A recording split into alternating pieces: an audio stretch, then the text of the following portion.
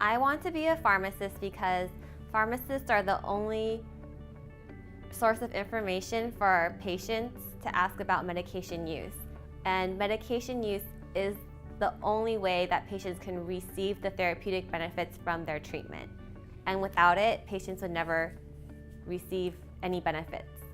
I was working in the emergency room of the hospital, and the physician actually approached the pharmacist to ask about a medication that needed to be adjusted. So the patient was getting discharged that day, and the patient was also on warfarin, and she had an INR level of 6, which is considerably high, and the physician didn't know how to discharge her on this medication. So he actually asked the pharmacist for advice.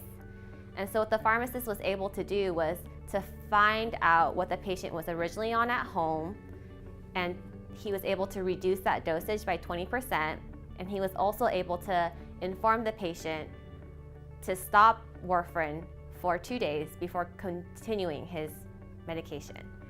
So this is the perfect example where you can see that a physician and a pharmacist are working together, and they really need to rely on one another for their information. Pharmacists deserve provider status because other providers, such as physicians, nurse practitioners, or dentists, they already look to pharmacists as a fellow provider, and they incorporate pharmacists into the healthcare team